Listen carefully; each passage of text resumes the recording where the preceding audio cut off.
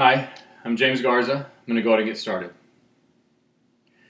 Imagine yourself, a college sophomore, going away for Christmas break to spend time with your family, and mid-break you decide that rather than staying there the entire time back home, you decide it's in your best interest to come back to campus to celebrate New Year's Eve and all the festivities that come along with that day or that night with your friends. I was that student who made that decision over 10 years ago. It was January 2nd, 2001. I woke up feeling really lethargic, but I initially just chalked it up to having extended my New Year's festivities well beyond New Year's Eve. Within minutes of walking around in my bedroom, I started to feel worse. I was coughing and not able to catch my breath. And soon after, I found myself in the hallway of the apartment that I shared with 3 other people, and I was sitting down and then found myself laying down, needing to lay down in the hallway to suppress what felt like an elephant sitting on my chest.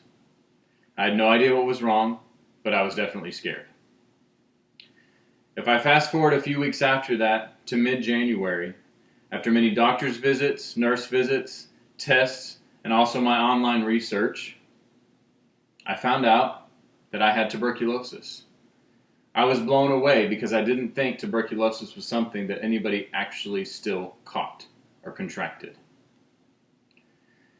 After my diagnosis from the doctors, I had to go through treatment, and during that treatment, I suffered significant weight loss. I had to meet with the nurse daily. I also had to be quarantined. And because of all of that extensive treatment, I found myself needing to withdraw from school and also quit working. In addition to that, any person that had come into contact with me through personal relationships, professional relationships at school, at work, and also my family and friends, they also had to be tested for TB. And eventually, within a few weeks of my diagnosis, I was known around campus as the TB guy.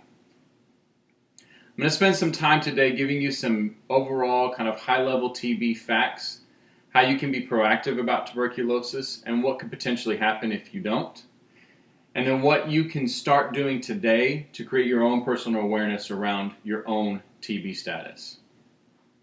According to MayoClinic.com, 1 out of 3 Americans has the latent TB germ.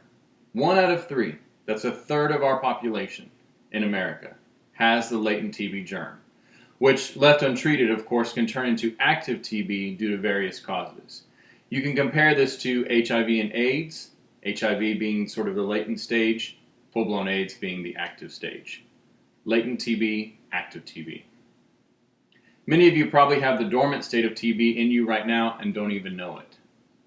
In addition, the Mayo Clinic says that tuberculosis is caused by bacteria that spread from person to person through microscopic droplets released into the air when an untreated individual with active TB coughs, sneezes, speaks, spits, laughs, sings.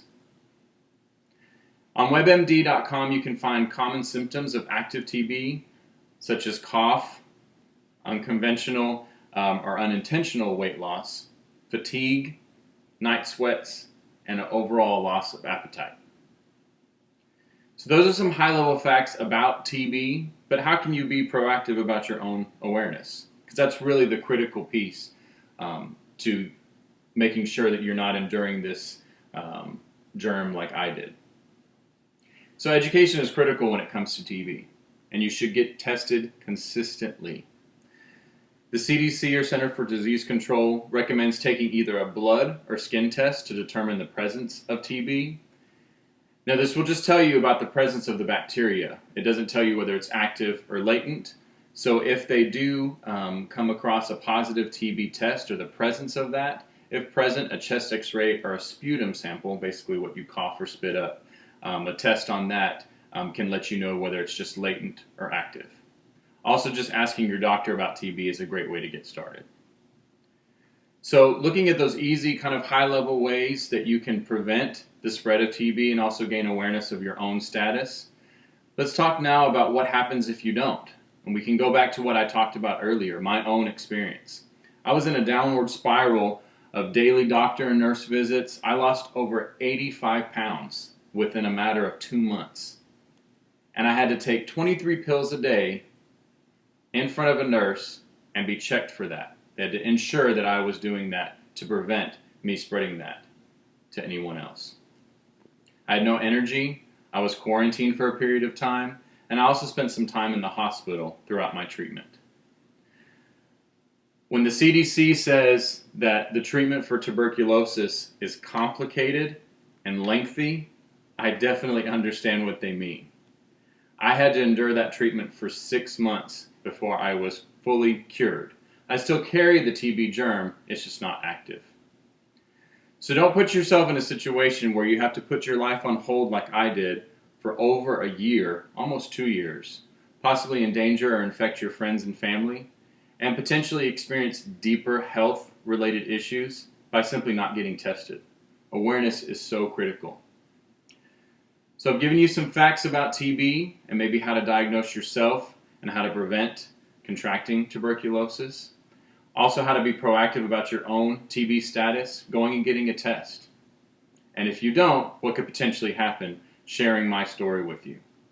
So now the next step is to take action. Make an appointment to get tested. The Texas Department of Health and Safety lists convenient places for you to go do this. You can do it at their own office, oftentimes free of charge. You can go to a CVS Minute Clinic. You can go to Care Now, places like that. Usually come with the cost. And of course, your own doctor. So set up an appointment and know your TB status. Talk with your doctor and ensure you and your family are tested regularly. Don't wake up one morning with a surprise elephant on your chest. Thank you.